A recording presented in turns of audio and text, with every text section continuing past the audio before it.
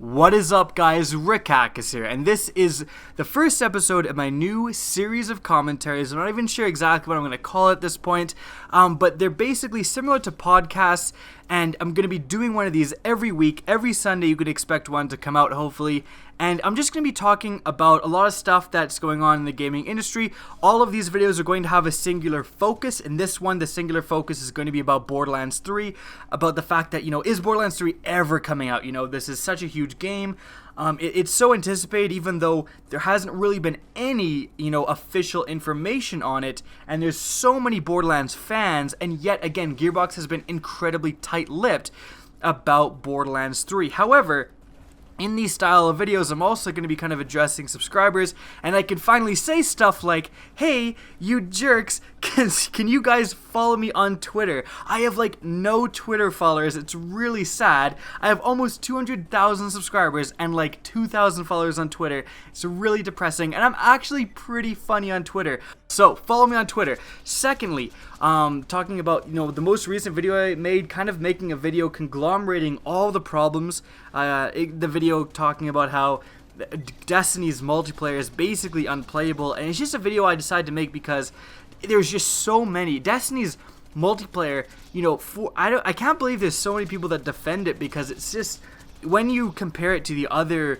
AAA multiplayer shooters out there, the stuff in terms of lag and terrible matchmaking and cheaters is just so much more relevant and absurd on Destiny's PvP, and I just finally was like, you know what, this has to come out and say, you've got to fix this, Bungie. So I got a lot of support on that video, but you guys, if you agree, again, so much support in that video, so many comments being like, yes, this is why I quit, this is exactly the reason, everything you said in this video I totally agree with. But you've got to make sure that if you actually do agree with that, you've got to go out of your way, share that video with your friends, because it's not going to get noticed by Bungie if it gets less views in a legendary engram opening, right? So I need your guys' help in doing that. Now, that aside, those are the kind of the things I wanted to talk about in general with the channel. Let's talk about Borderlands, because you know what, I've been playing Borderlands. I got Borderlands 2 Game of the Year Edition on Steam because it was part of the Steam winter sale, and it was $9 and something. It was under $10. It was $9.97 or whatever it was. So it was basically $10 for Borderlands 2 and all of the DLC. So I started a completely new character, a commando, which I know a lot of you probably went, what? And I'm realizing too, commando, although extremely useful, I will say I do love the commando.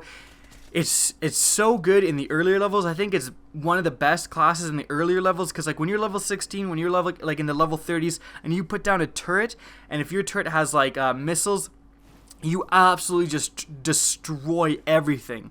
It's awesome. And Gunzerker comes close, though, I will say. You know what? All the characters are good, but I have a soft spot for the commando. I don't know why. But I started a new character. Again, I've been playing through Borderlands 2, and that's why I've kind of been, getting into these Borderlands topics. Is I've been playing a ton of Borderlands again. I used to be a Borderlands channel way back in the day. I used to do a lot of Borderlands videos, and just have kind of gotten back into it. It's a fantastic game, although I put out a video called Why I'm Worried About Borderlands 3, going over a lot of the problems that I think manifest themselves in Borderlands 2, especially when compared to Borderlands 1. Again, the game has problems, but it's still a fantastic, fantastic game. By the way, if any of you guys want to befriend me, I guess, on Steam, I'm just KackisHD with no spaces on Steam. You can find me there as well. Maybe we can play some Borderlands. If you add me on Steam, it's no guarantee they'll actually play with you. I will say that, but you can if you want to. And in any event, this is kind of why I've been thinking about Borderlands so much more, and this is getting into the topic of Borderlands 3. We've had Borderlands 2, and it's been a very long time, and we haven't really heard anything about Borderlands 3, and a lot of people are on the fence of whether or not this game is coming out anytime soon, because again, Gearbox has been so tight-lipped. Now, interestingly enough, there is a quote from Gearbox, and this I'm going to dismiss because a lot of people, I heard people saying I heard they weren't making a Borderlands 3. And this is kind of some misinformation. Gearbox is quoted as saying, in the past, this is a long time ago, maybe about a year ago, they said, we are not working on Borderlands 3. Now that quote got kind of misinterpreted and taken out of context, and a lot of people said, okay, well, this means that they're not making a Borderlands 3.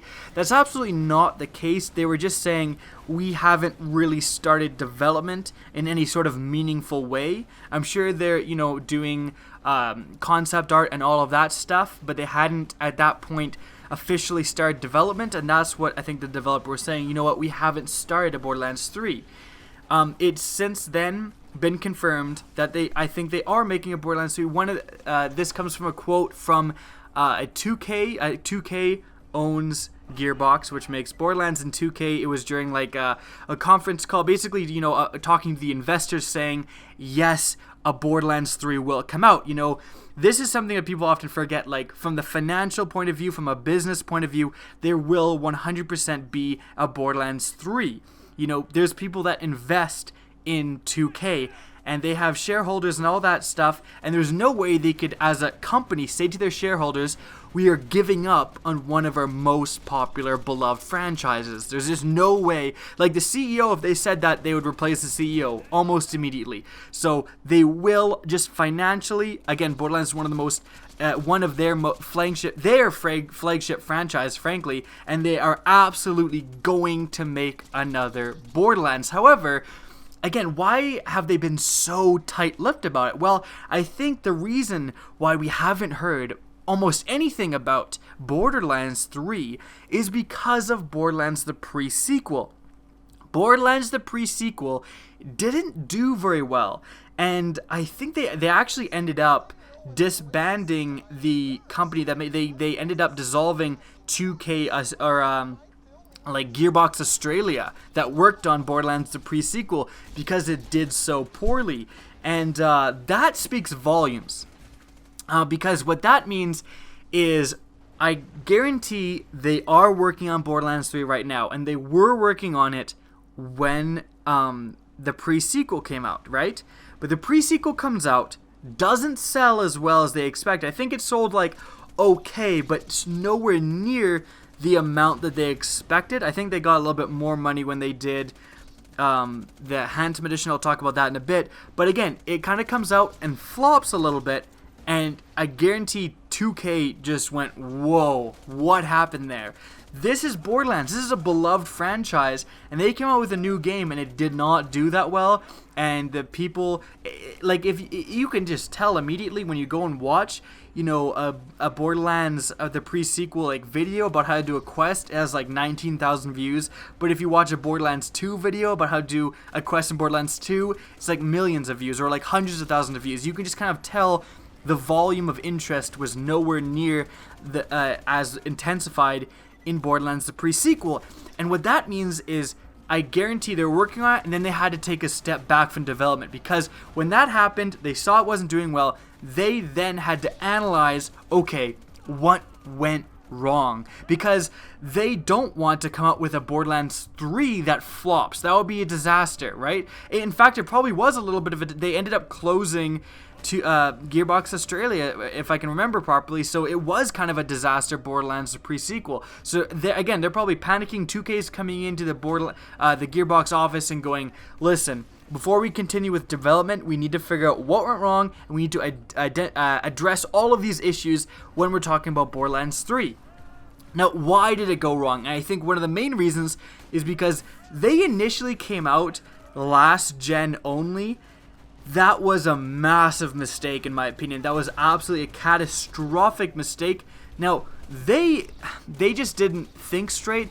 Their thinking was, their marketing department, whoever was telling them that a lot of people still had past-gen consoles, which was absolutely the case. The rate of adoption for the new consoles was actually pretty low. Not like, if you look at the Christmas when the Xbox 360 and the PS3 kind of came out, I think they came out maybe a year apart. It doesn't really matter, but like when the Xbox 360 kind of first came out and the PS3 kind of first came out, the rate of adoption was huge. Like that Christmas, everyone got 360s, right? But this time with Xbox Ones and PS4s, it was nowhere near the rate of adoption. Not as many people bought into it. There's several reasons behind that, but I'm not really going to get into, because that's a different weekly podcast topic. But in this case, not the rate. Again, the rate of adoption wasn't that high. Not that many people bought into the next gens. It's kind of slowly been getting better.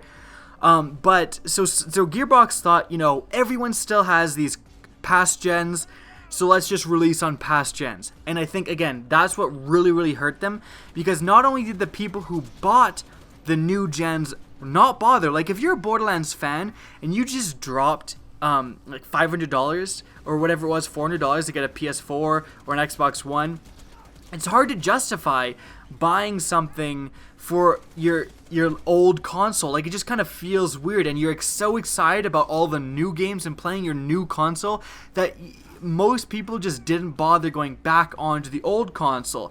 Additionally, a lot of people sold their old consoles in order to buy the new ones. And I think a main factor that the Gearbox just totally missed out on was the fact that a lot of people, even though they didn't get a new console right away, and maybe they still haven't, they thought they were.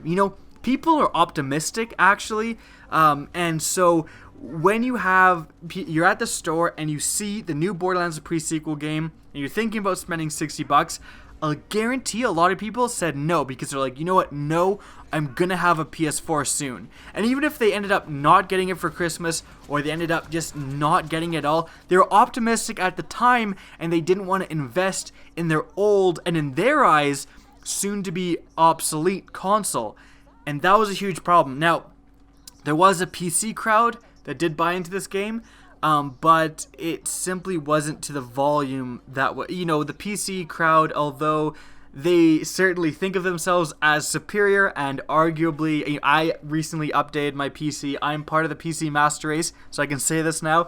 But they think of themselves as very superior, and arguably they are, but they are still marginalized when compared to console owners. Console owners are still make up a huge part of the gaming market. So they sold decently well to the PC audience maybe, but that just wasn't enough. I think, again, their main issue was the whole last gen thing. And another issue was playing the game. I played it myself. I beat it. I got to I actually got to max level because I got the Handsome Edition on the Xbox One and replayed it kind of when before Destiny came out. I was replaying it, I think, and I even put up some Borderlands pre-sequel videos that, again, they just didn't do very well. Again, that's when the Handsome Edition came out. You know what? It's funny enough, talking about this stuff with you guys, proof in the pudding basically right here is when the Handsome Edition came out, I made some Borderlands 2 videos, kind of just some conglomeration videos, like coming out with videos saying, look, these were my overall best farming techniques. For the people who just got Borderlands 2 with the Handsome Edition, which a lot of people did. Putting together some Borderlands videos. I put together a Borderlands 2 video talking about my favorite characters, like what I think is my favorite character, what I think is my best character, which is, overall the best character. And again, my overall farming techniques, and some Borderlands 2 videos. And then I also did a lot of Borderlands, the pre-sequel videos. And I thought, some pretty good Borderlands, the pre-sequel videos. Again, talking about great farming techniques, all that stuff. The Borderlands 2 videos that I made did way, way better than the Borderlands pre-sequel videos, and I made them generally at the same time because I'm making them with the Handsome Edition that was the next gen upgrade, right? Which I think is kind of very eye-opening to what I'm talking about. More people were interested in Borderlands 2, which is very, very just kind of an interesting thing. And again, having played Borderlands the pre-sequel, getting from 0 to max level, there's a lot of great things about that game. I thought the laser weapons added, they did a fantastic job there. There's actually a lot of diversity added because of the laser weapons. I think the characters are very well designed. Claptrap, maybe not so much, but the other characters were very well designed. But there's just something about the pacing of the game. It felt quite boring, to be quite honest, at a lot of points during it. The changes in locale weren't as good. You were either on the moon, which kind of, even though you're on different parts of the moon, it looked very similar all around the moon, or you're on the Hyperion space station, which was very similar as well. So you didn't have those changes in scenery that Borderlands 2 did, and Borderlands 2 just had a lot more diverse kind of gameplay, and Borderlands, a pre-sequel, really didn't. However, the very first DLC for Borderlands, the pre-sequel, came out at the time the Handsome Edition did, which was a very different change of scenery. Like, you were inside Claptrap, you were kind of like transported into him as a computer program. That was actually a refreshing change of pace.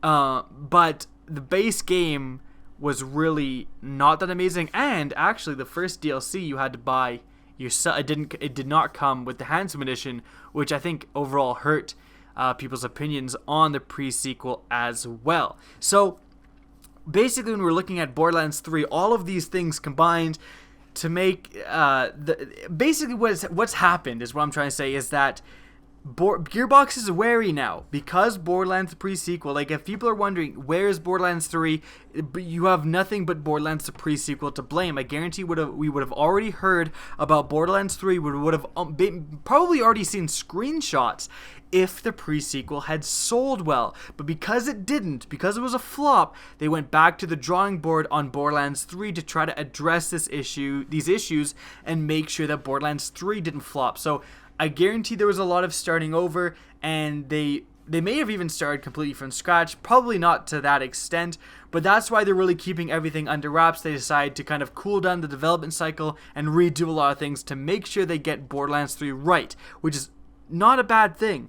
But enough time has passed since Borderlands 2 and since even the pre-sequel, they wouldn't be surprised that if this E3, this upcoming E3 in 2016, we finally see the first kind of teaser trailer. I would be surprised if it was a pure gameplay trailer, but at least we will see some sort of teaser trailer or some sort of news involving Borderlands 3, because enough time has passed. The development cycle should have something to show for it. So that's where Borderlands 3 is. Again, they've kept it under wraps because they're kind of reworking some things because of the pre-sequel.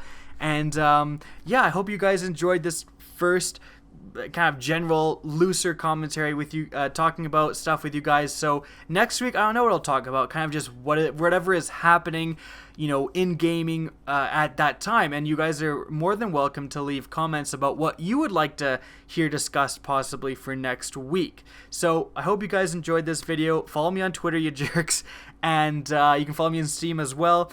And again, I hope you guys enjoyed, and I hope to see you next week. So see ya.